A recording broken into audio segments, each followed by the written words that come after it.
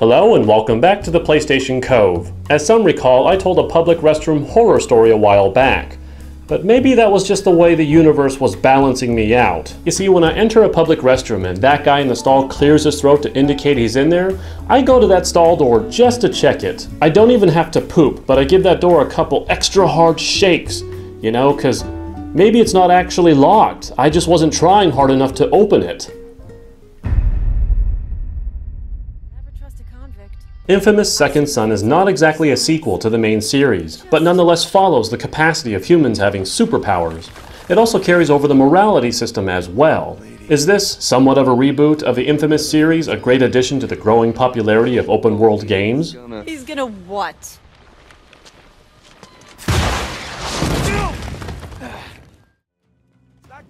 So, superpowers. Yeah, you can shoot stuff from your hands, and let me warn you now that as you gain more abilities, these so-called superpowers are actually a bit more a mix of third-person shooting than being superpowery. I naturally wanted to warn you of this now. The coverless third-person shooting moments take time to adapt to. Furthermore, boss fights often also devolve into almost purely third-person shooting. Additionally, those new abilities you gain come to you a bit nonsensically and just end up following core mechanics of primary shooting, heavy weapon shooting, and grenades. The only real superpowery feeling superpower is the use of karmic streak abilities. These are far more flashy and becoming of their nature. Furthermore, later in the game, you can simply turn invisible and just start subduing medium and minion grade enemies without a hitch, demonstrating a bit of overpowered imbalance in the powers. The different power categories do lend to completely different methods of traversal though, a welcome variety to what I'm about to say next. Outside of your shooting hands, the world itself is littered with things to do.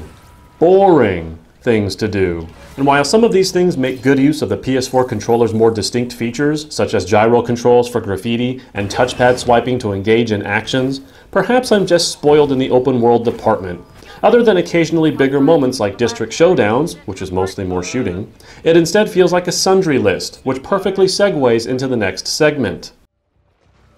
That sundry list I mentioned, it's fortunately a pretty sizable list. Destroy cameras, spray graffiti, save imprisoned suspects, etc., etc. But that's the biggest issue. Everything feels like it's by the numbers. There's plenty to do, but you do them to do them. Furthermore, the morality system, and there's a reason I didn't mention this in the gameplay portion, is rather inconsequential, leading to, at most, a second playthrough simply for the purpose of being a dickbag.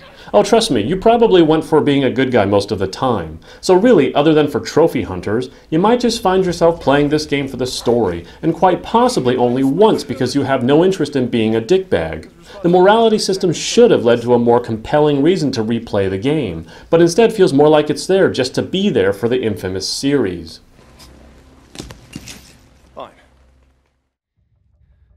Let's start with the close-ups. The facial animation is pretty good, and while the face quality itself doesn't always quite match up to the animation quality, it's nice to see more human-like dialogue. Speaking of the dialogue, the voice acting is fortunately almost entirely top-notch work.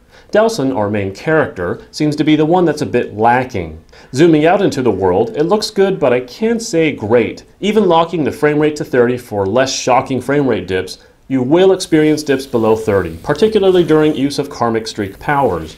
Furthermore, there is noticeable pop-in and stuttering when traversing at high speeds on or near the ground. And while the time of day is not dynamic, let's just say certain times of day show off a very poorly implemented shadow draw distance.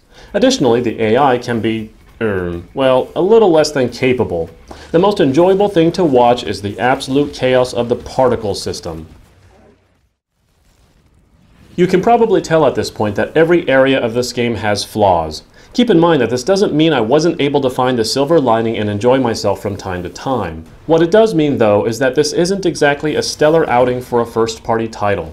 While it has good visuals, facial animation, and dialogue delivery, it falters in that it often devolves into a coverless third-person shooter in an open world that is a sundry list of things to do. It's hard to recommend this game when there are far better open-world games out there to spend your money and time on. I give Infamous Second Son a 7.5 out of 10. Oh good, you're here. That's it for today. Subscribe for more PlayStation 4 content greatness. I'll see you next time on the PlayStation Cove.